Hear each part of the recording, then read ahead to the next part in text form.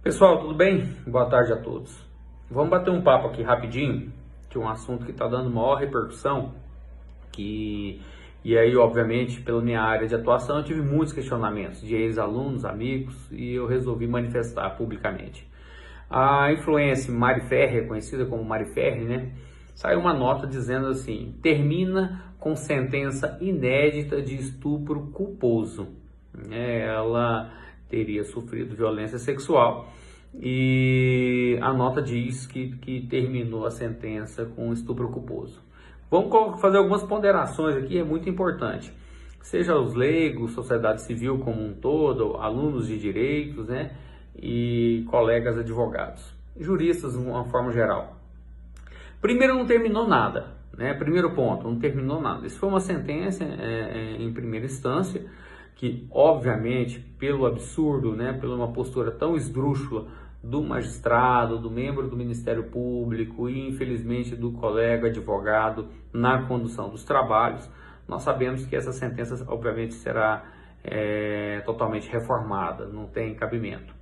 Mas vale aqui a gente trazer aqui algumas informações didáticas com relação ao ato, né? O que a gente está falando? A gente está falando de crime sexual, nesse caso de estupro, né? Eu não sei, eu confesso que eu não tive acesso aos autos, então eu não sei se foi enquadrado com estupro de vulnerável pelo fato de ela ter bebido, ter feito uso de drogas, me parece que foi o caso, mas ou se de estupro, né? Então o enquadramento, a tipicidade do fato se daria no artigo 213 do Código Penal ou 217-A também do Código Penal. Mas o fato é que a sentença veio falando de estupro culposo. Bem, existe estupro culposo? Não, não existe estupro culposo. Isso foi uma inovação dessa sentença, absolutamente absurda. Vamos trazer alguns pontos aqui. O que é estupro? Constranger alguém mediante violência ou grave ameaça a ter conjunção carnal ou a praticar ou permitir que com ele se pratique outro ato libidinoso. Bom, constranger alguém. Esse constrangimento não é o constrangimento de você simplesmente envergonhar uma pessoa. É um constrangimento com a intenção de uma prática de violência, com o intuito e o cunho sexual, a violência ou a grave ameaça, sendo física, emocional, psicológica, de que forma for, isso configura o estupro. Sobre o fato de ser dolo ou culpa, para a sociedade civil, vamos fazer uma diferenciação aqui bem rápida. Dolo, você tem a intenção. Mesmo que essa intenção não esteja de forma muito clara, mas você tem a intenção. E aí nós temos modalidades de dolo indireto, dolo eventual, o que também não muda nada para a prática no caso da tipicidade em questão, que seria o estupro. A culpa, nós temos a culpa. Para que seja culpa, nós temos algumas circunstâncias que precisam acontecer para configurar culpa. Negligência, imperícia e imprudência. Então, todo criminalista, todo estudante de direito, no início dos seus estudos no âmbito criminal, sabe muito bem. E por óbvio que nenhuma dessas circunstâncias se enquadra nessa questão em caso.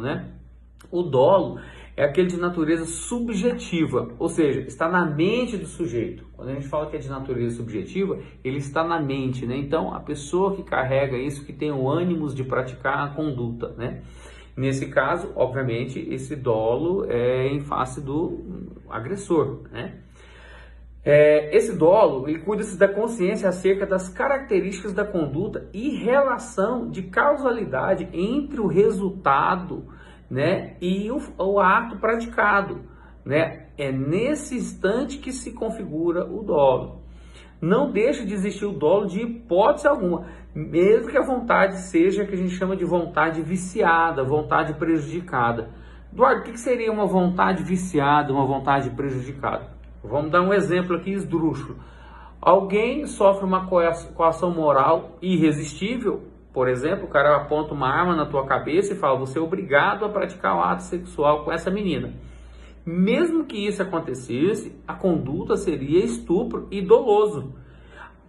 Obviamente que nesse caso a pessoa não seria condenada por uma excludente, né? De qual? Culpabilidade. Ele não tem, a excludente de culpabilidade viria à tona, né? Mas a tipicidade do fato de estupro e mesmo se sendo estupro doloso, isso permaneceria, em nada mudaria. Então, não existe a possibilidade de estupro culposo. Tá? Isso não tem a mínima possibilidade dentro do nosso ordenamento vigente. Tá?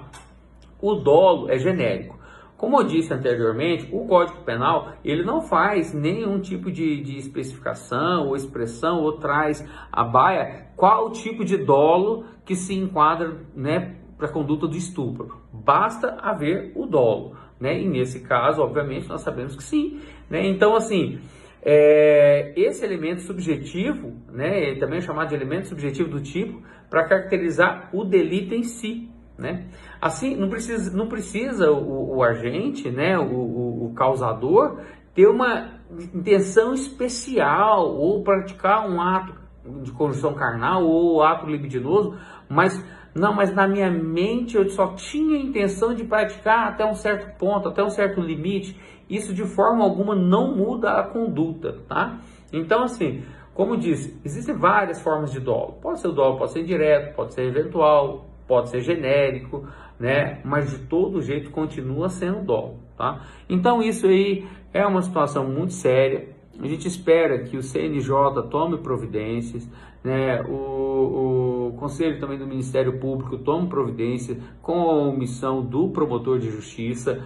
A Ordem dos Advogados do Brasil também tem que tomar providências com relação à postura, né, de coação diante ao colega advogado, diante a vítima.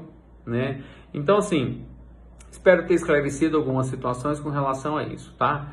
Então, assim, para colocarmos um ponto final, não existe estupro culposo, tá bom? Um grande abraço a todos, espero ter contribuído com alguma coisa, com alguma informação.